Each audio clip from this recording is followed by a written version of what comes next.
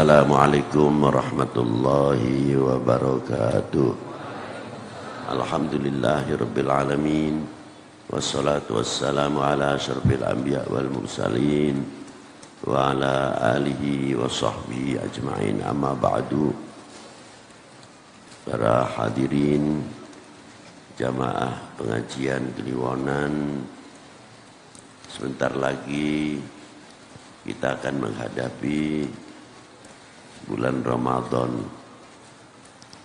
Mari kita belajar menerima kedatangan bulan Ramadan dengan penuh kegembiraan, kesabaran, serta ridho kepada Allah Subhanahu wa Ta'ala, dan terima apa yang segala diperintahkan kepada kita semuanya. Karena di dalam Ramadan itu sendiri ada dua hal. Rasulullah bersabda, sumu tasihu, puasa adalah untuk kesehatan.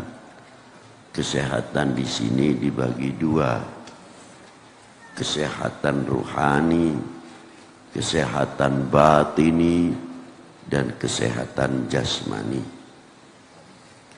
Kesehatan jasmani begitu hebat dan beratnya untuk menahan lapar dan dahaga.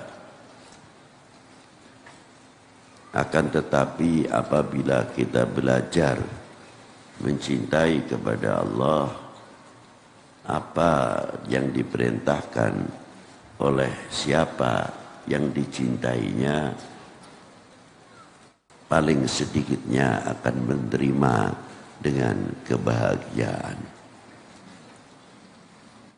Adapun kesehatan secara fisik, jasmani, sudah sangat atau banyak yang telah menerangkan bagaimana kesehatan itu perlu ditunjang dengan kebersihan. Al-Maidah adalah pencernakan. Ini yang terutama. Bila pencernakan itu dicuci dengan bulan Ramadan, akan menghasilkan buah-buah darah merah maupun darah putih. Lebih dikenal HB-nya akan meningkat dengan baik karena tempat masaknya baik, tempat masaknya bersih.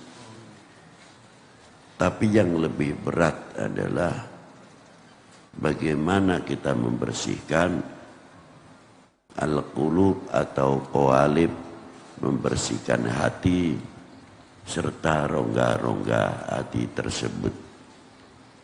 Sehingga apabila orang itu pulang dari haji akan membawa satu kemabruran yang cukup pendidikan dan cukup seperti orang menjalankan umroh atau haji. Kalau musim panas, yang jangan tanya kepanasan. Waktu musim dingin juga sama.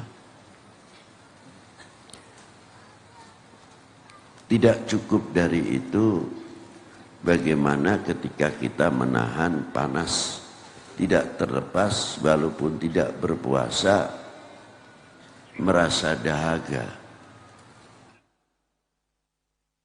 Yang kedua, ketika kita menjalankan umroh atau sa'i atau tawaf, ditantang suatu kesabaran. Orang yang begitu berjubal, berbeda madhabnya, tapi bisa bersatu di antara para madhab itu sendiri. Itu diantaranya. Yang kedua, ketika kita sa'i juga sama. Bagaimana kita harus berjalan dari Safa wal Marwah, ditantang kesabaran dan bisa menghindarkan peranan-peranan nafsu yang akan mengajak satu emosi. Sehingga di waktu Masjidil Haram tutur katanya pun harus dijaga dengan baik.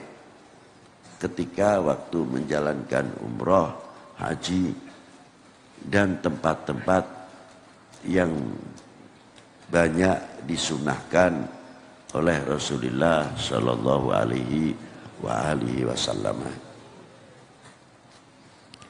Mampukah kita membawa oleh-oleh tersebut?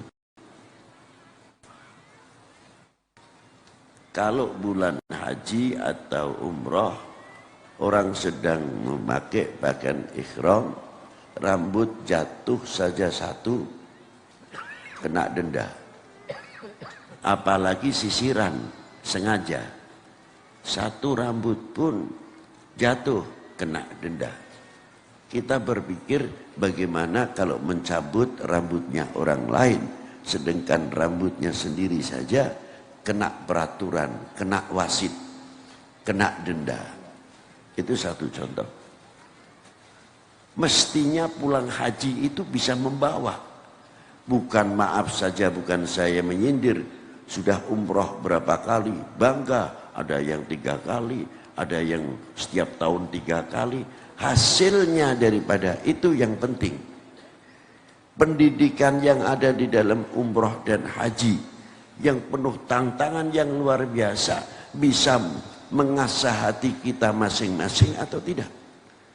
Bagaimana kita melihat orang yang sedang berpakaian umroh, terkadang keringatnya, bau karena fisiknya, dan lain sebagainya. Kita sa'i, kita dalam keadaan tawaf, sama. Mampu tidak kita menjaga bau-bau yang tidak enak di antara sesama teman haji ketika kita menjalankan tawaf ataupun sa'i? Tidak semuanya harum kondisi, tapi bagi orang-orang yang bijak tidak akan membuka aibnya saudara sendiri di dalam umroh, di dalam sa'i ataupun di dalam tawaf.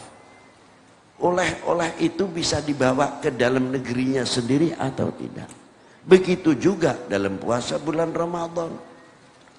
Satu sama yang wajib. Perihalnya di dalam bulan puasa hampir sama. Menahan nafsunya, kesabarannya, dan lain sebagainya tidak berbeda.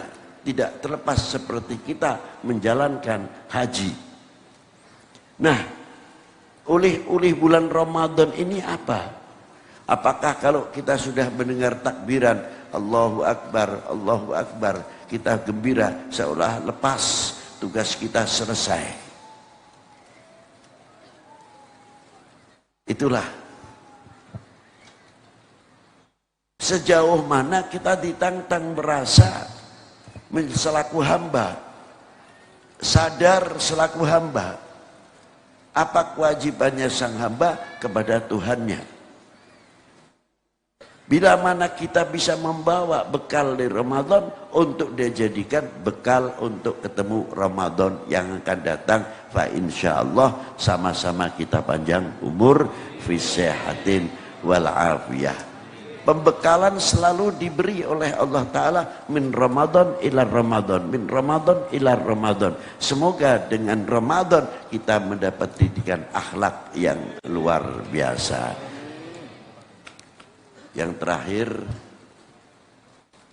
semoga yang di jamaah pengajian ini mau sama-sama berjabat tangan untuk saling memaafkan, karena kita akan menjalankan puasa bulan Ramadan, supaya kita dalam ibadah sama-sama bersih. Orang bilang 0000 itu. Nah, dari itu saya selaku pembimbing atau sedikit yang mengisi di dalam Kliwonan, pribadi saya terutama minta maaf sebesar-besarnya kepada para jamaah semuanya. Kesalahan yang disengaja atau yang tidak disengaja, jangan dikira orang yang alim itu pasti bersih, siapa bilang? Justru kalau orang yang pinter itu bisa jadi oknum, membuat atas nama agama untuk ngapusi wong gampang. Sebabnya apa? Umatnya sudah percaya. Jadi kalau sudah percaya mau dibelok-belokkan itu tidak sadar. Ya. Maka dosanya kalau nggak kebetulan lebih besar. Karena apa? Yang akan dituntut dulu di akhirat bukan kamu kalian atau panjenengan ini. Yu'allim, siapa mu'allimnya dahulu yang akan dituntut di hadapan Allah Subhanahu wa taala. Maka dari itu sekali lagi saya mohon maaf yang sebesar-besarnya. Demikian walafu minkum. Wassalamualaikum warahmatullahi wabarakatuh.